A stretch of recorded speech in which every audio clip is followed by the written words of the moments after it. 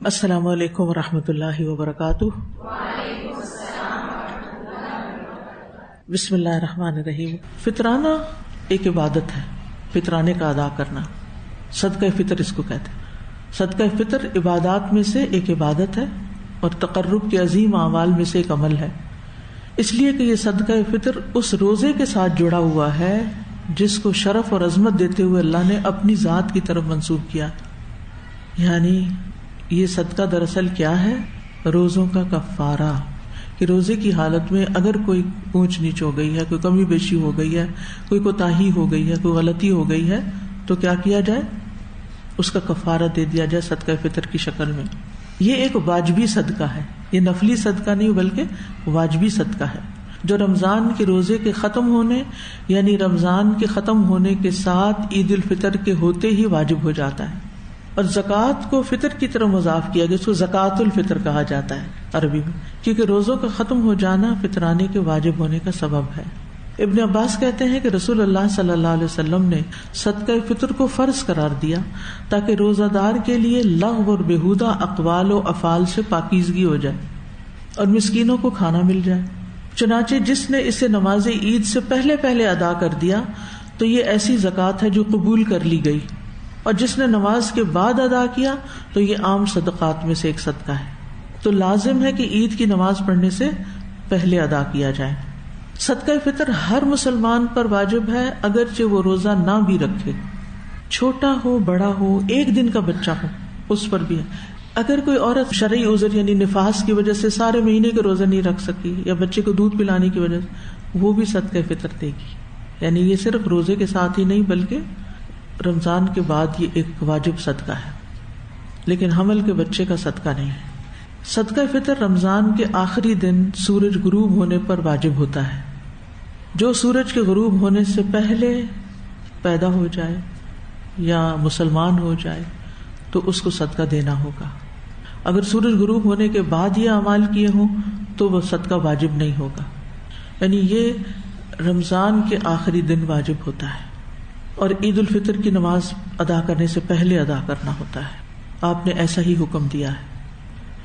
عید سے 1-2 دن قبل فطرانہ دیا جا سکتا ہے، لیکن ہفتہ پہلے، 15 دن پہلے نہیں، ٹھیک ہے؟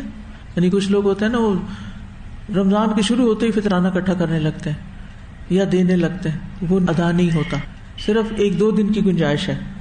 اس کی دلیل ابن عمر کی حدیث ہے، رسول اللہ صلی اللہ علیہ وسلم نے رمضان المبارک میں فطرانہ فرض کیا، اور حدیث کے الفاظ آخر میں ہیں، اور یہ فطرانہ عید سے 1 یا 2 دن قبل دیا کرتے تھے۔ وہ 1-2 دن پہلے کی بات کیوں ہے؟ ویسے تو آپ عید کی صبح بھی دے سکتے ہیں نماز سے پہلے تاکہ غریب لوگ اپنے لیے کچھ عید کا سامان کر سکیں۔ ایک سوال یہ ہے کہ کیا 29 رمضان سے پہلے کسی ادارے کو یا کسی شخص کو، انڈیویجول کو، مثلا کسی فیملی ممبر کو بطور وکیل فطرانے کی رقم دی جا سکتی ہے کہ وہ سب کے بہاف پر کلیکشن کر لے، اور پھر اس کے بعد وہ 29 رمضان کو یا 30 رمضان کو عید سے پہلے غریبوں میں تقسیم کر دے؟ تو کیا یہ پاسبلٹی ہے؟ کیا ایسا کیا جا سکتا ہے؟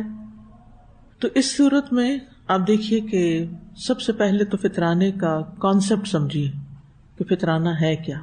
ابن قدامہ کہتے ہیں کہ فطرانے کے فرض ہونے کا سبب روزوں کا ختم ہونا ہے، کیونکہ یہ زکوٰۃ الفطر ہے۔ فطر کا مطلب ہے اب روزے ختم ہے، افطار ہو گئی، ٹھیک ہے؟ تو یہ زکوٰۃ الفطر ہے، اور اس میں آپ دیکھیے کہ اس کا تعلق رمضان ختم ہونے سے ہے، اس لیے بنیادی طور پر اس کی وقت سے پہلے ادائیگی جائز نہیں۔ شیخ محمد بن صالح العثیمین سے کسی شخص نے کہا، میں نے مکہ آنے سے قبل مصر میں ہی رمضان کے شروع میں فطرانہ ادا کر دیا، یعنی عمرے پہ آ رہا تھا تو گھر سے فطرانہ دے کے آ گیا ہوں، اب میں مکہ مکرمہ میں مقیم ہوں تو کیا میرے ذمہ فطرانے کی ادائیگی ہے؟ شیخ کا جواب تھا، جی ہاں، آپ کے ذمہ فطرانے کی ادائیگی باقی ہے، کیونکہ آپ نے فطرانہ وقت سے قبل ادا کیا، کیونکہ فطرانے کی اضافت اس کے سبب کی جانب ہے، یعنی فطرانے کا تعلق اس کے سبب وجہ سے ہے فطرانہ یہ۔ اور اہل علم کہتے ہیں باب السجود والسہو، یہ کس چیز کی، اس کے سبب کی جانب اضافت ہے. یعنی نماز میں اگر کوئی بھول جائے تو پھر اس کا سہو کب ادا کیا جاتا ہے؟ سجدہ سہو سب سے آخر میں، ٹھیک ہے نا. تو روزوں میں اگر کوئی کمی کوتاہی ہو جاتی ہے تو اس کا کفارہ ہی کہہ لیں ایک طرح سے، یا اس کی زکوٰۃ کہہ لیں، وہ کب ادا کی جائے گی؟ جب روزے مکمل ہو جائیں گے، ٹھیک ہے. یعنی یہ اس کی روح ہے، یہ اس کی اصل ہے. تو اس سے پتہ یہ چلتا ہے کہ رمضان المبارک کے روزوں سے مکمل افطار تو رمضان کے آخری دن ہوتی ہے، ٹھیک ہے. اس لیے رمضان المبارک کے آخری دن کا سورج غروب ہونے سے پہلے اصلاً فطرانہ ادا کرنا جائز نہیں، یعنی اس وقت ادا ہونا چاہیے، یہ اس کی اصل ہے اور یہ افضل وقت ہے. لیکن رخصت دی گئی ہے، جیسے بہت سی چیزوں میں رخصت ہوتی ہے. فرض کیا ہے؟ رمضان کے روزے رکھنا. رخصت کس کے لیے؟ بیمار اور مسافر کے لیے، ٹھیک ہے نا. تو اسی طرح انتظامی ضروریات کے تحت 1 یا 2 دن قبل فطرانہ ادا کرنے کی اجازت ہے، جیسے ابن عمر کیا کرتے تھے.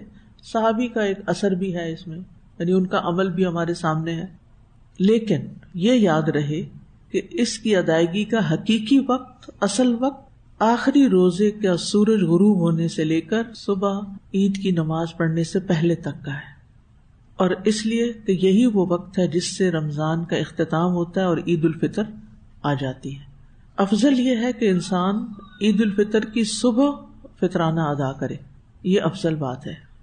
اب دوسری بات یہ ہے کہ اگر کوئی خاندان میں بڑا سب کا فطرانہ جمع کر رہا ہے کہ وہ اکٹھا ہی آٹا یا چاول یا جو بھی چیز ہے وہ خرید کے پھر غریبوں میں وہ ڈسٹریبیوشن کرے گا، یعنی وہ سب کا وکیل بنا ہوا ہے، سب کا ایک طرح سے کلیکٹر یا ایک ریپریزنٹیٹیو ہے، یعنی وہ سب کے بہاف پہ وہ کام کر رہا ہے. یا اسی طرح کوئی آرگنائزیشن کام کر رہی ہے، جیسے الہدیٰ بھی فطرانہ اکٹھا کرتا ہے اور پھر اس کو باقاعدہ غریبوں میں جا کے تقسیم کیا جاتا ہے. تو ایسے فرد یا ایسے آرگنائزیشن کو کیا کرنا چاہیے کہ میکسیمم رمضان کے آخری عشرے میں کلیکشن کرنی چاہیے، لیکن تقسیم جو ہے وہ یعنی ایک طرح سے ان کے پاس امانت ہوگی، تقسیم اصل وقت میں ہی کرنی چاہیے. یعنی زیادہ سے زیادہ یہ ہے کہ رخصت ہے کہ 1 یا 2 دن پہلے کر لیں، یعنی 29 رمضان کو کر لیں، یا پھر اگر اللہ 30 روزے بنا دے الحمدللہ تو 30 تاریخ کو کر لیں. اور بہتر یہ کہ صبح، لیکن صبح آپ دیکھیں کہ عید سے پہلے وقت اتنا کم ہوتا ہے کہ اگر لوگوں تک انسان جا کے فطرانہ تقسیم کرنے لگے تو اپنی گھر کی تیاری جو ہے اور بچوں کو لے کے جانا عیدگاہ وغیرہ وہ مشکل ہو جاتا ہے. تو رات کو کر لے، 1 دن پہلے کر لے، 2 دن پہلے کر لے، لیکن اس سے پہلے نہ تقسیم ہو، ٹھیک ہے. تو بہتر کیا ہے، یعنی جواز کس چیز کا ہے، رخصت کیا ہے، آخری عشرے میں کلیکٹ کر لیا جائے، امانتاً پاس رکھا جائے اور آخری 2 دن میں ڈسٹریبیوٹ کر دیا جائے، ٹھیک ہے. اور اس کے ساتھ ہی آپ کا رمضان اختتام کو پہنچے گا. تو بہترین عمل جس کے ساتھ انسان رمضان کا اختتام کرے وہ استغفار ہے. آج آپ کا انشاءاللہ اعتکاف مکمل ہوگا تو آخری گھڑیوں میں بیٹھ کے آپ نے باتیں بالکل نہیں کرنی، افطار سے پہلے بیٹھ کے خوب استغفار کرنی ہے، رہی صحیح باقی سب دعائیں بھی مانگ لینی ہے. جو کوئی کام کرنا نا یا پہلے کر لیں یا بعد میں کر لیں، ان گھڑیوں کو ضائع نہ کریں. الحمدللہ کہ ایک اچھے طریقے سے اختتام ہو رہا ہے، اس میں پوری توجہ کے ساتھ دعائیں مانگتے ہوئے، ذکر کرتے ہوئے اور خصوصاً استغفار کرتے ہوئے. اسی پر نماز، اسی پر حج، اسی پر قیام اللیل کا خاتمہ ہوتا ہے. قیام اللیل کے اختتام پر بھی کیا کرنا چاہیے، وَبِالْأَسْحَارِ هُمْ يَسْتَغْفِرُونَ. مجلس کا خاتمہ بھی کس پہ ہوتا ہے، استغفار پہ ہوتا ہے. تو جس مجلس کے اختتام پر استغفار ہوتی ہے اس پہ وہ استغفار مہر لگا دیتی ہے. اگر لغو ہو تو وہ استغفار کفارہ بن جاتی، اور اگر نیکیوں کے کام کیے اس مجلس میں تو وہ سیل ہو جاتے ہیں قیامت تک کے لیے، اجر محفوظ ہو جاتا ہے. تو اسی طرح لازم ہے کہ ہم رمضان کے روزوں کا خاتمہ بھی استغفار کے ساتھ کریں. عمر بن عبدالعزیز نے اپنے شہروں کی طرف یہ حکم روانہ کیا تھا، وہ ایک خلیفہ تھے نا عمر بن عبدالعزیز، کہ وہ رمضان کا اختتام استغفار سے کریں اور صدقات کا اختتام صدقہ فطر سے کریں. یعنی رمضان کا آخری صدقہ فطر ہوگا. اس کا یہ مطلب نہیں کہ اس کے بعد صدقات بند، اور بھی ہوتے رہیں گے انشاءاللہ، وہ تو روٹین میں روزانہ ہی کرنا چاہیے، لیکن رمضان کے خصوصی صدقات جو ہوتے ہیں ان کا اختتام صدقہ فطر کے ساتھ ہو. کیونکہ صدقہ فطر روزہ دار کے لیے لغو اور بےہودہ گوئی سے طہارت کا ذریعہ ہے. یعنی اگر ہماری زبان سے کوئی ایسے باتیں نکل چکی ہیں روزے کے اندر جو روزے کو خراب کرنے والی تھی، تو یہ فطرانہ ادا کرنا ان باتوں کا کفارہ بنے گا انشاءاللہ. اور استغفار کس چیز کی اصلاح کرے گا؟ جو بھی ہم سے کوئی روزے کے حق میں کمی بیشی ہو گئی. تو بعض علماء متقدمین کہتے ہیں کہ بے شک صدقہ فطر روزہ دار کے لیے ایسے ہی ہے جیسے نماز میں سجدہ سہو. ٹھیک ہے، صدقہ فطر روزہ دار کے لیے ایسے ہی ہے جیسے نماز میں سجدہ سہو ہوتا ہے آخر میں، کہ نماز کی کمی بیشی کو پورا کر دیتا ہے. واضح؟ اب تسلی؟ الحمدللہ.